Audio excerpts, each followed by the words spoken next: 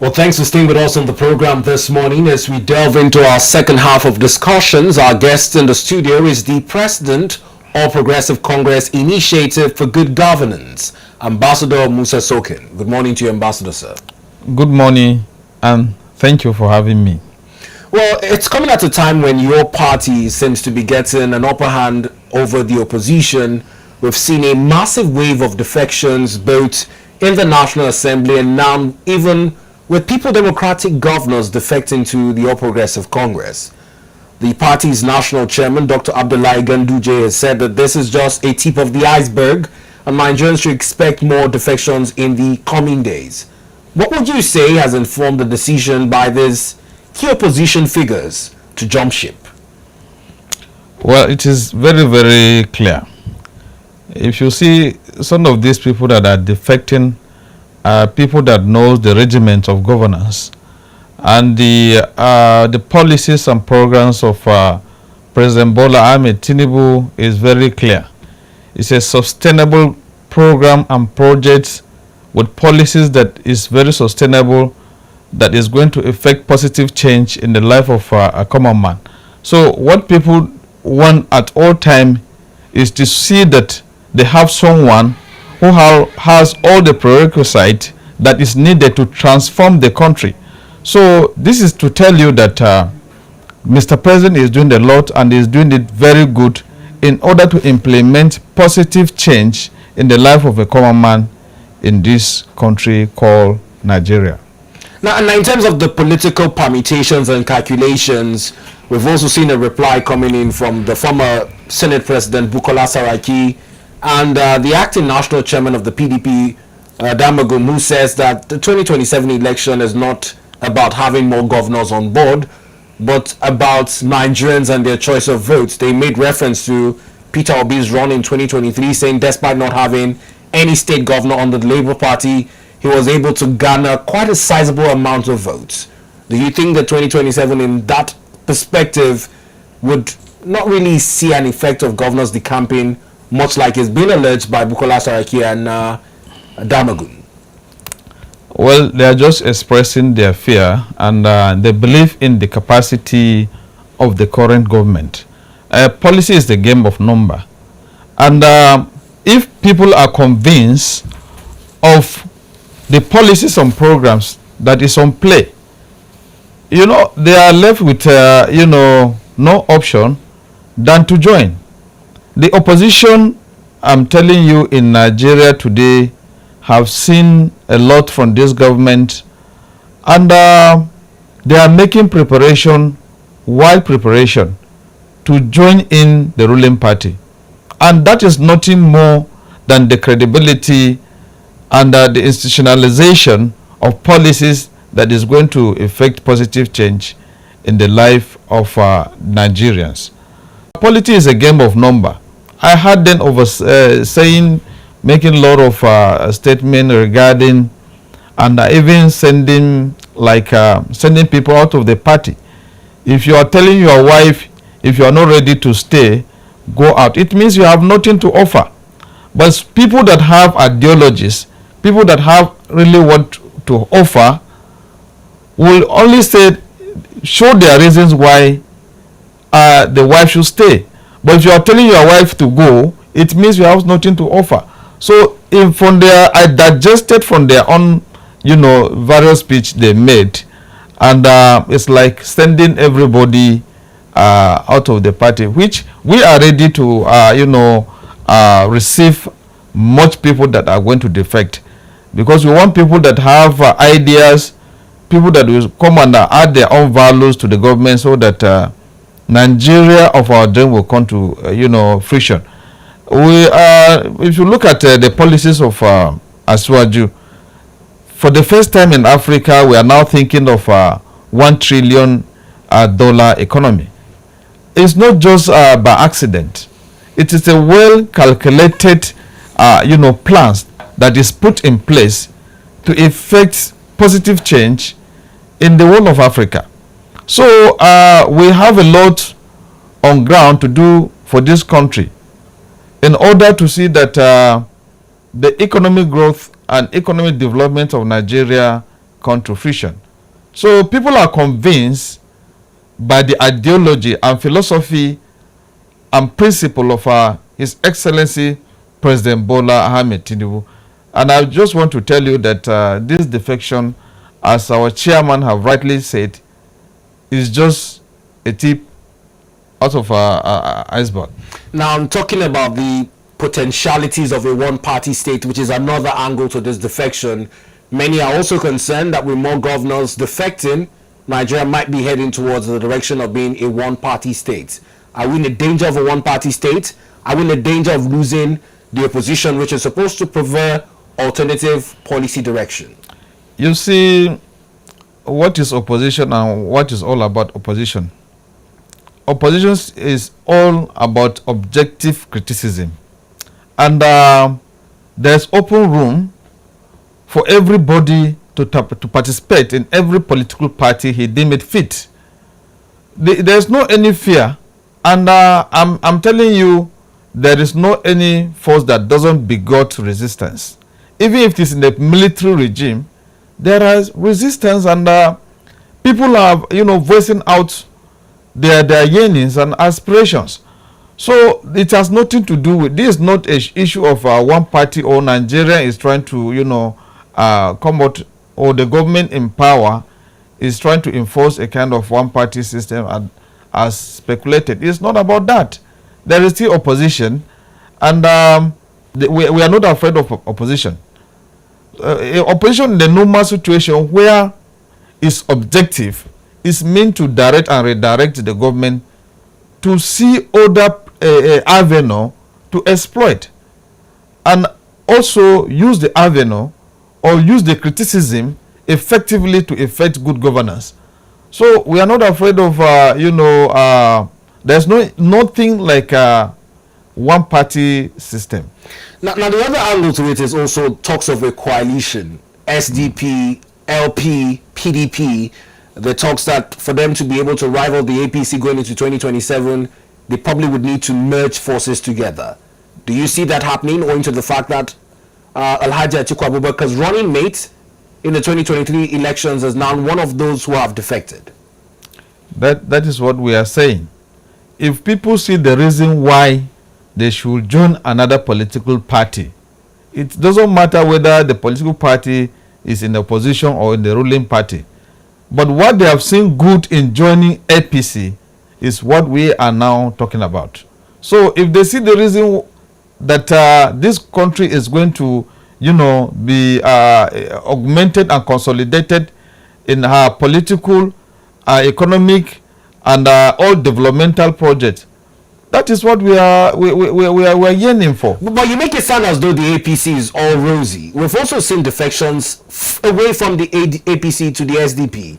Former Minister and Kaduna State Governor Nasir El-Rufai has alleged that the party has aggrieved him and is looking to woo more party stalwarts away from the party to join him in SDP. And this have also counter-claimed the claims by the opposition that Nigeria is trying to, move on, and we are trying to kind of engage in the one-party system.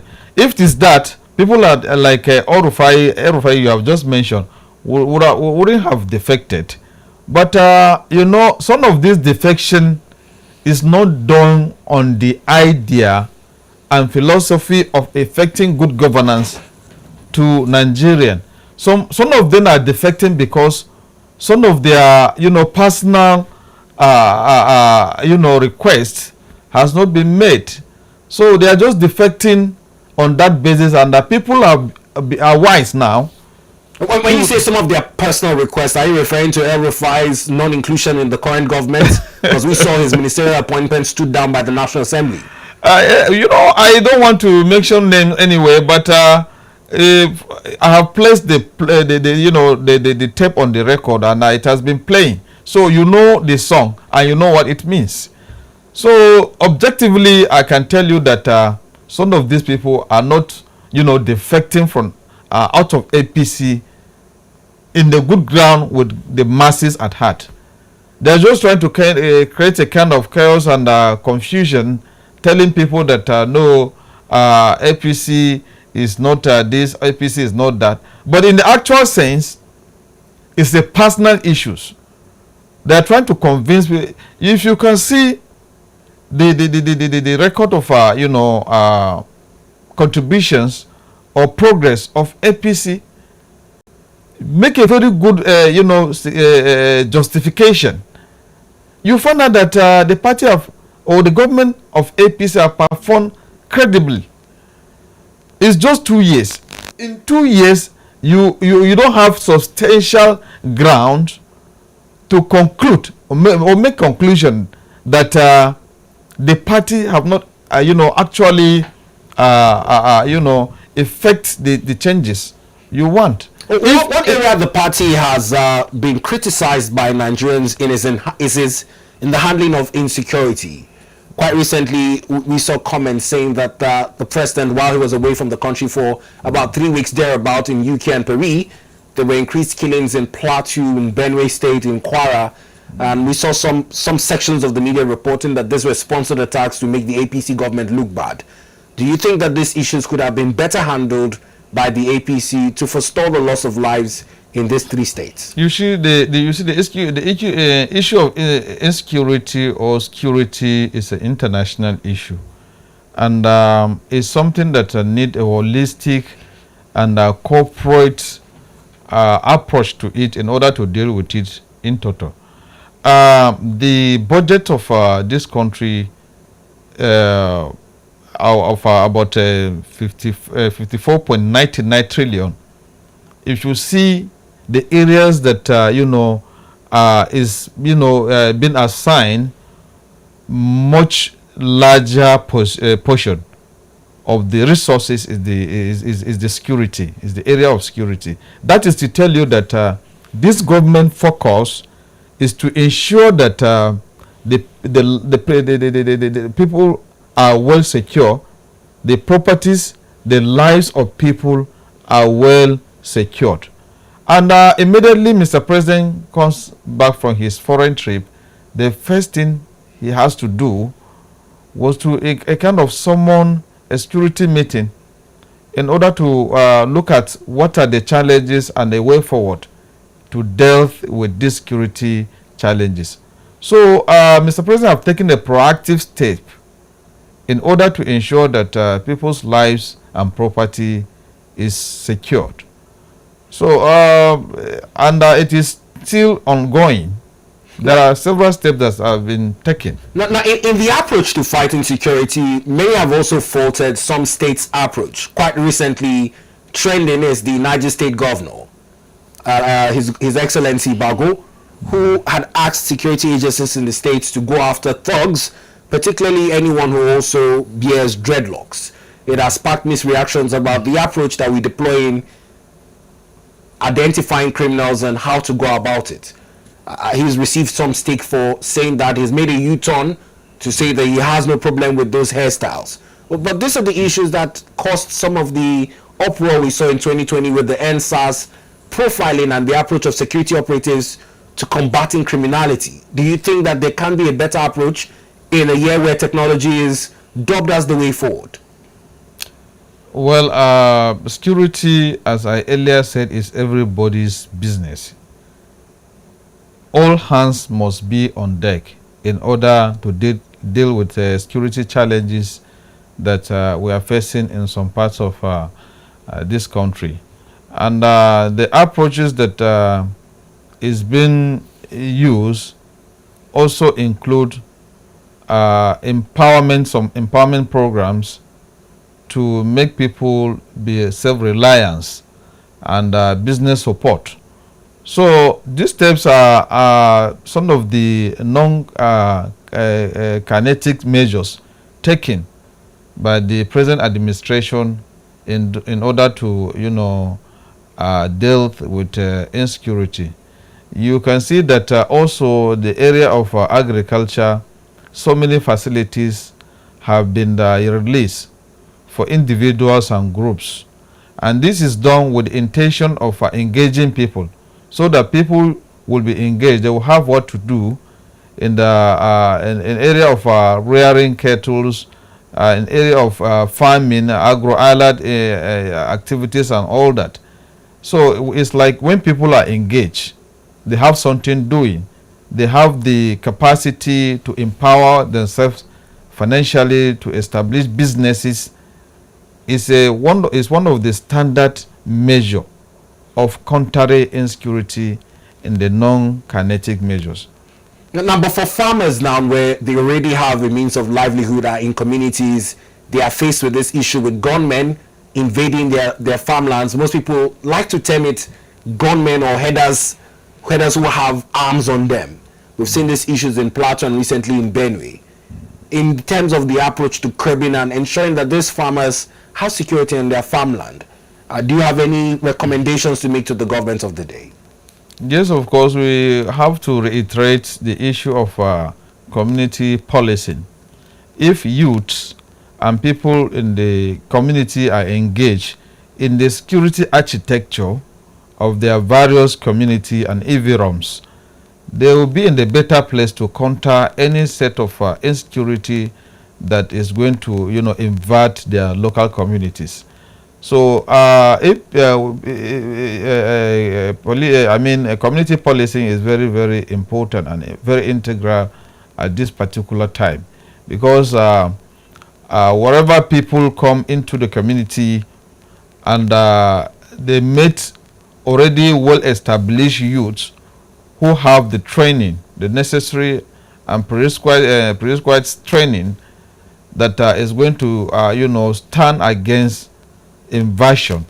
I think this will go a long way to assist. I find it interesting that you're recommending community policing, whereas at the 149th National Economic Council meeting held yesterday, presided over by Vice President Senator Kashim Shettima, despite being on the agenda, the debate on state police was not attended to, was postponed.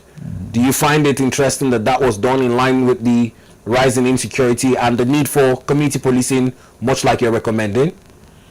The fear of people at all times in this issue of state policing or community policing is about misuse, and where people are, of the opinion that some governors are going to use this as a tool to impose themselves in power. But the power of either state or community policing cannot be above that of the federal police. So I think it's going to be a kind of synergy and a zero synergy. And that will bring about expertise. People that have experience in the military architecture, in the security architecture, in the area of, preventing and promoting peaceful coexistence between community and a local and international level will be engaged. I'm bringing in issue of international because some of these communities have a kind of boundary with other countries. So there must be a kind of good training that will give the youth the ideas and the mechanism to defend and fight insecurity in their various communities. Now, the challenge here with the approach to fighting insecurity is the urgency in which we saw Rivers State being plunged into a state of emergency by President Bola Ahmed Tinubu, whereas no life was lost. There was only a vandalization to a pipeline. Nigerians are asking that shouldn't much attention be turned to Plateau and Benue State, much like was given in the case of Rivers? Some of this issue, you look at the pros and cons of the matter before you actually deal with it. In any situation, there are immediate and remote causes.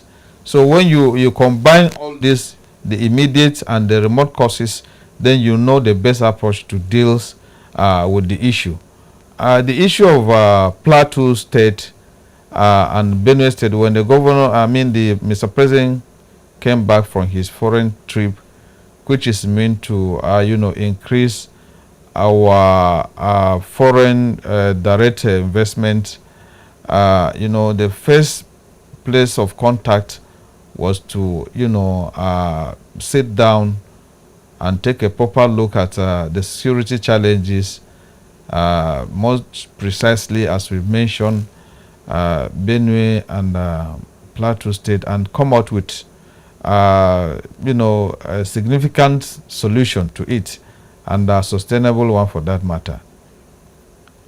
Now, over the years, we've seen history repeat itself, particularly in Plateau, when the then government of President Olusegun Obasanjo declared a state of emergency and suspended the then governor Joshua Chibidare.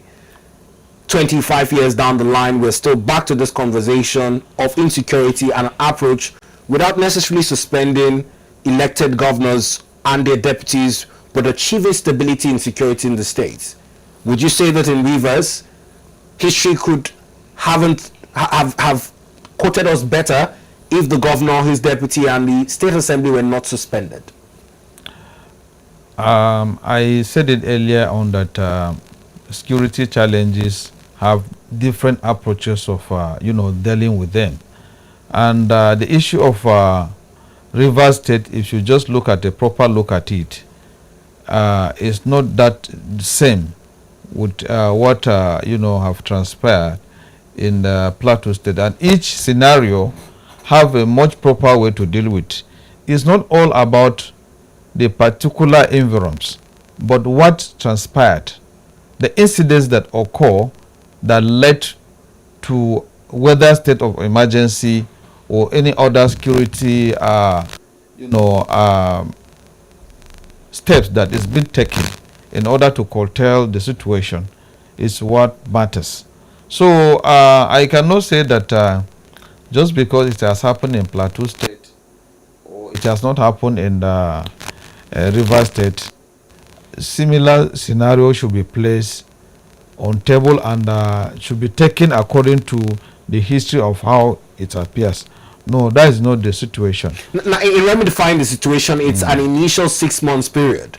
Yeah. Many are talking about defections as being a way of solving the problem. Some are asking the suspended governor, Sasimina Fubara, to join the APC in a bid to have him reinstated and for normalcy to return to the democratically elected structures in Rivers. Do you think that a defection would solve the issue? I don't think there's any pressure or any agreement, or this is one of what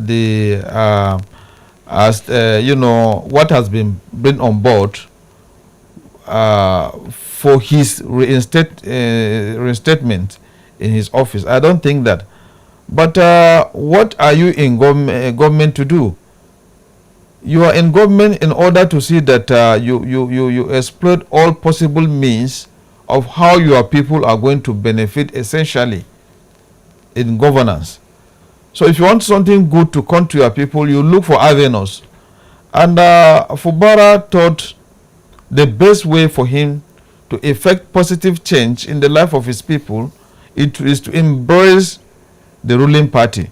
By doing that, he is thinking of one, solving the political situation in the state, as well as looking at it from the economic background and developmental. But Ambassador, remember, it's still this case of defection in the State House of Assembly that brought Rivers to where it is currently. Do you think that it will be somewhat hypocritical for the governor to defect when the first instance of a quarrel was also raised by the 27 lawmakers in the Assembly who were alleged to have defected, but for a Supreme Court judgment saying that it did not recognize their defections as valid? You see, one thing is the problem. The second thing is the solution to the problem. So when you are looking for solution to your problem, that is the main target, because the solution gives you all that it takes to excel in your area of discipline. This is all about governance. And what Fubara is doing is to profile a solution, a sustainable solution that will bring something good to the people of Rivers State. It's not about the defection, which was the earlier problem, but the solution to the problem. So what is now trying to do is to provide a kind of permanent solution to the problem. So you think defecting to the APC will prefer some solution? Yes, of course. But it brings into question the debates on one-party state. Should the governor defect to the APC and 27 lawmakers in the State House of Assembly also join him in the APC? It almost throws Rivers into a one-party state. No, you see, when you trust a system, you go in with all your siblings. You understand? You talk about defection in Kaduna State, and you are now talking about, well, you see nothing wrong with defection. But he's not the sitting governor. Not that I don't see anything wrong with him. But it's not about the sitting governor or not. I think you talk about the places like Kano too, and Kwankwaso is not the sitting governor too. So people are either defecting from APC to the other party or defecting from other party to APC. So the issue of one party system did not arise. Remember, there were earlier allegations leveled at President Bola Ahmed Tinubu that the state of emergency declaration in Rivers was an attempt to power grab and capture Rivers under the APC. Do you think that if the suspended governor now defects, those allegations would be made to be true? Not at all. It's not true. If the governor sees that I have a problem in my community, and this is a solution to my problem, and one of the solutions is to see that I go on the path that is going to widen the scope of the development of my people, for my people to benefit much more than what it used to be. So what is wrong about that? I didn't see anything wrong on that. Now let's look at it from this angle again. It's on the feelings, because you can't take away the sentiments of people and what they perceive as the issue. Now, with the appointment of the sole administrator, Vice Admiral Ibokete Ibas retired as sole administrator. He took it upon himself to appoint 23 administrators in the local government council areas.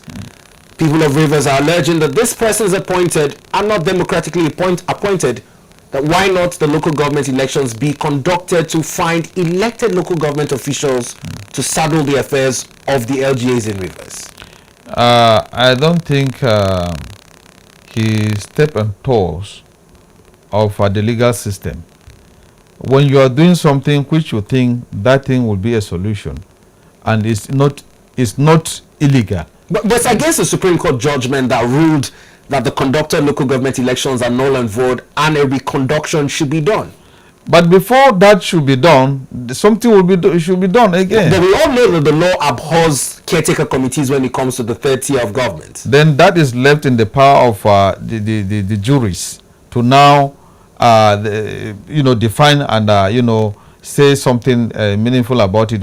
But most especially, if anybody think what he does is not in the tenet of the law, he should go to court, and that will have the interpretation. Even before going to court, the National Assembly mandated the House of Reps to settle a committee to oversee the activities of the sole administrator, but 2 summons have been issued now and he has failed to attend to them.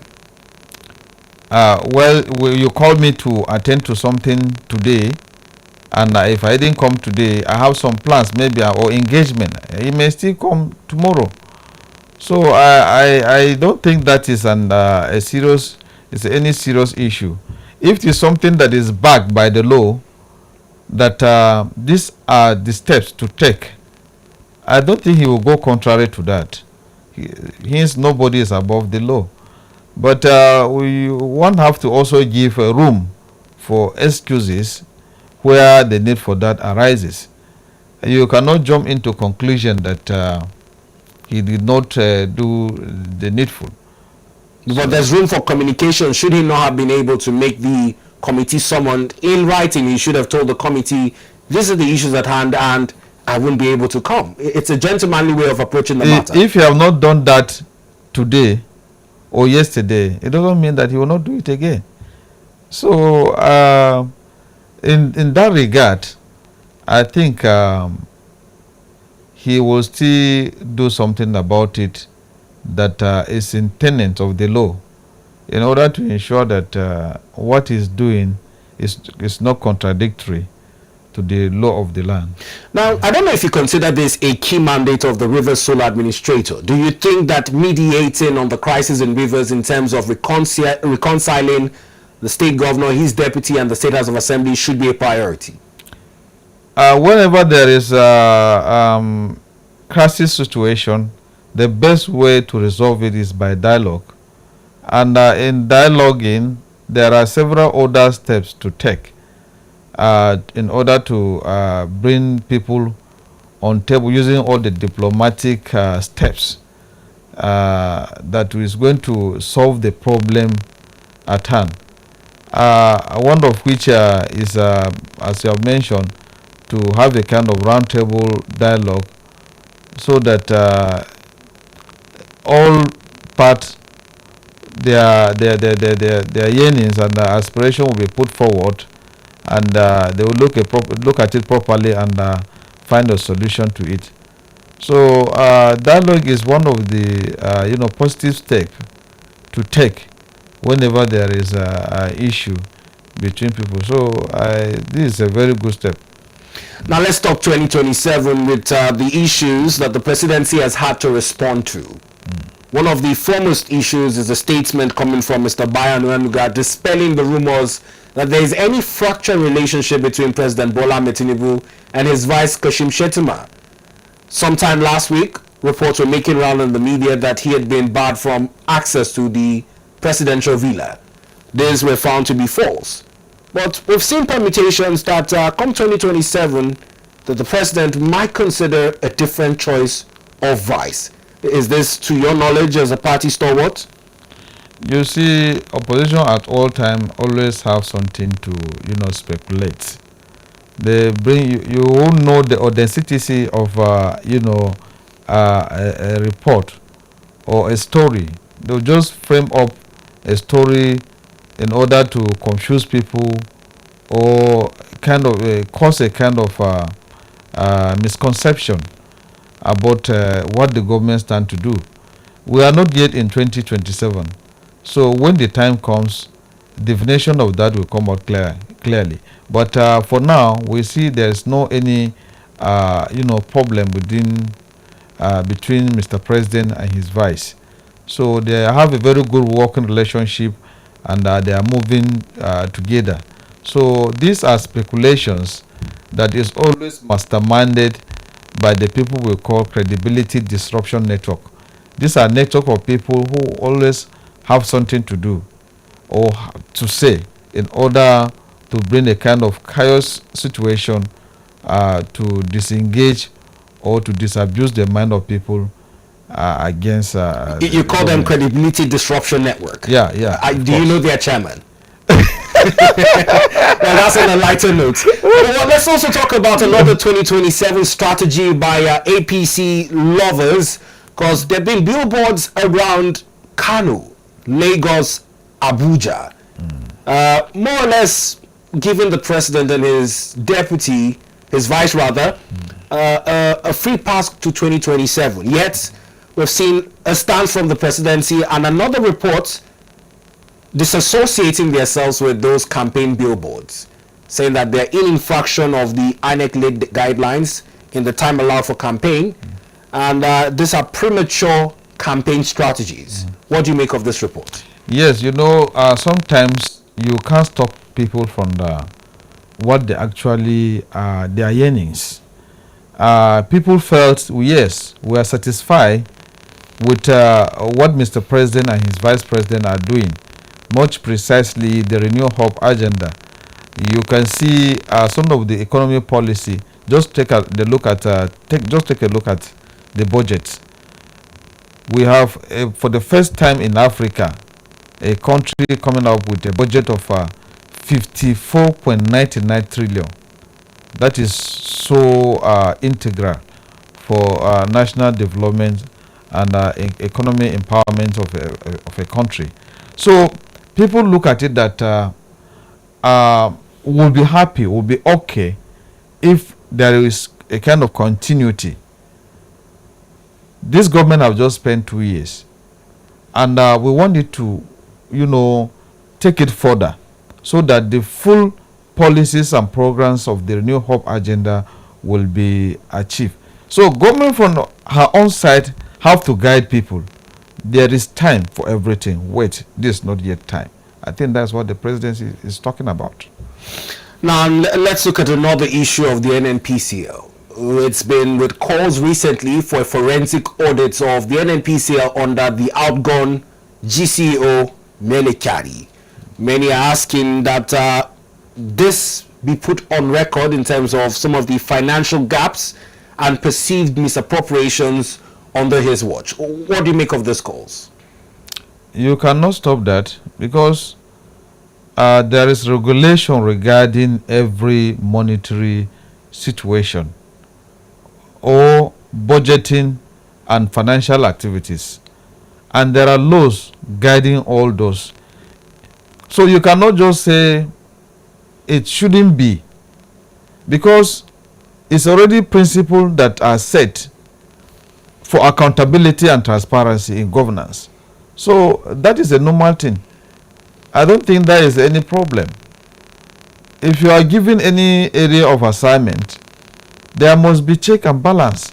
So at the end of your tenure in office, there is need for audit, so that people should be put on the know of your activities when you was on seat. So I don't think there is something wrong about that. One of the most glaring evidences in terms of where people say there are possible financial discrepancies is in the humongous amounts budgeted for the turnaround maintenance of our national refineries. Yet, years after this monies had been expended, the level of turnaround is not appreciable with the amounts of monies invested. Do you see a big question mark in that direction? At the end of the findings of the committee, or people that are saddled with the responsibility to take charge of that, then we'll know whether there's irregularities there or not. For now, the assignment is in the hands of those that are saddled with such a responsibility, and it will be a quick judgment at this moment to say anything about that. Now, it's coming at a time when the World Bank has published a report calling Nigeria an oil-rich nation with poor people. That despite our revenue from oil, it has failed to reflect in the lives of Nigerians, and that by 2027, 11 million more Nigerians will join the 133 million Nigerians already in multidimensional poverty. Do you find this alarming? That is the steps Mr. President have taken. For now, there is a social intervention program that is going, that over 75 million people are going to be equipped with 75,000 naira. These are some of the actions that have been taken in order to curtail this poverty level. So government policies and programs are emerging and are evolving in order to mitigate some of these challenges of poverty and what have you. So government is not silent about that, and I want you to take it at the back of your mind that some of these things that happen is not something that happened within these 2 years of the presidency or the administration of President Bola Ahmed Tinubu. This is something that happened over time. So many years ago, things have gone wrong. And Mr. President, in his capacity and somebody who have an acumen in the financial dealing and economic situation of a country, have come out with ideas, principle, philosophy, and policies that is going to save this nation out of poverty level, so that the GDP of the country will be increased, where the poverty level will be dropped down drastically. Now, Ambassador, let's be very practical. I know these are policy directions and implementation might be quite the hurdle, but as an individual, I don't know if you've had to have a barrage of messages, people soliciting for financial assistance, telling you about the current financial realities and how they can barely fend for their families. This is in daily basis. Every day I receive calls, every day I receive text messages, on how to cope some of this situation. But as I tell you, these are measures that will be taken, and Mr. President have already taken some measures in order to ensure that he curtail some of these challenges. And as I've To told his you, credit, for once, to his credit, even the implementation of a national new minimum wage. Yet yesterday we saw protests here in the FCT. FCT teachers have not been paid the new minimum wage. The FCT minister, responding to it, blamed the council chairman, saying that that fund had been disbursed. Does it worry you that despite a policy direction coming from the presidency, the implementation continues to hit roadblocks, even in the FCT? Talk more or less of states that are farther away from the eyes of the presidency. and you can see the FCT minister have already taken bold step, telling you. But should they wait for the FCT minister, or should they wait for governors to come and supervise the implementation of improved wages for Nigerians who might fall under the people who call you daily? That is what I'm saying. In a situation like this, interventions and periodic evaluation and monitoring is very, very important. Some of the challenges we are facing is for our inability, let me be honest, sometimes to a kind of checkmate the assignment we have given to people. If you are given a public office, it is believed that you have the capacity, the potential, the credibility to perform to people's expectation. But what usually happens sometimes, we delay in the process of checkmating these people.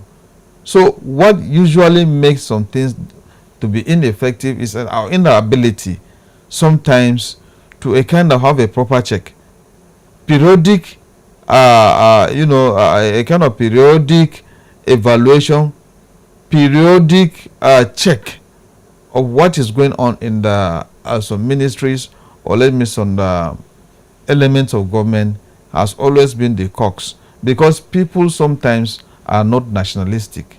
They don't have their people at heart.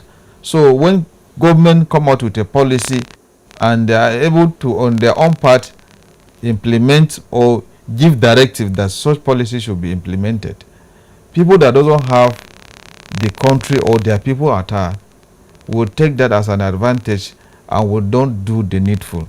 So there is a need for a careful periodic check on the activities of people that have been given public offices and responsibilities. It's on that note that would end with the question of local government autonomy. Does this apply there, whereas where we've seen a Supreme Court judgment granting financial autonomy to local government areas, and yet the question of dedicated bank accounts from local council chairs with the CBN continues to remain a big hurdle?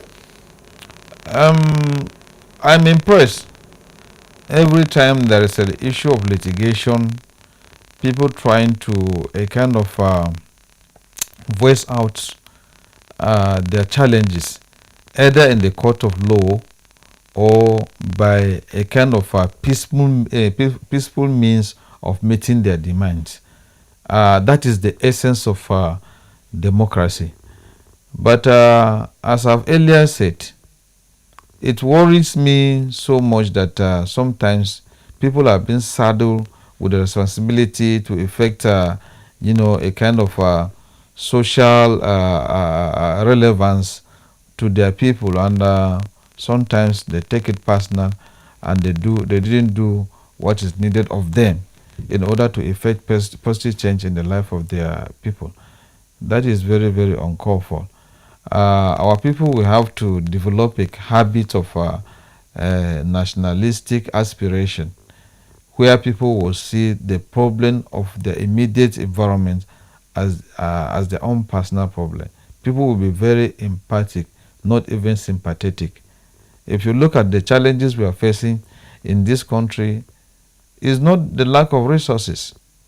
We have the resources, but sometimes our inability to effect those resources and channel it properly is the problem.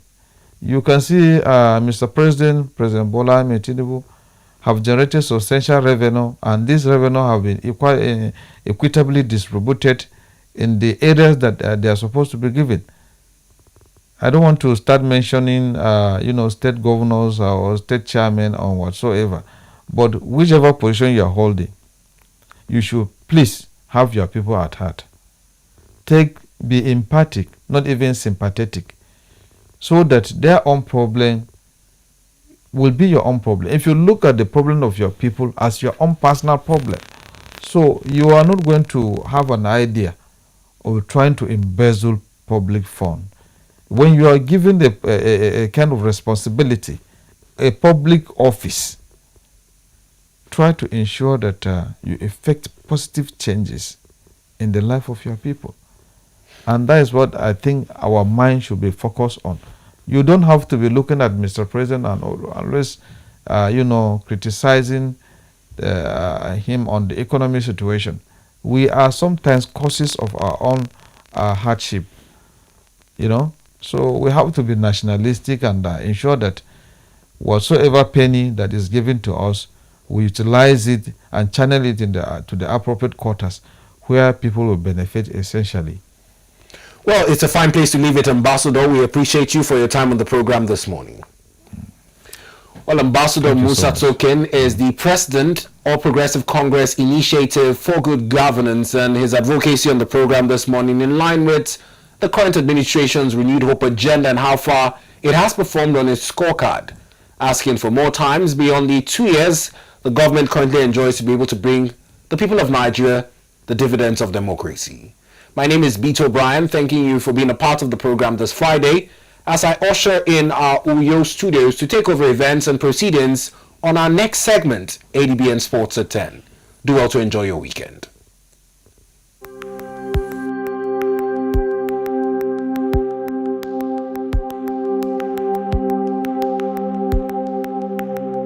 Welcome to the Niger Delta, a region of incredible beauty.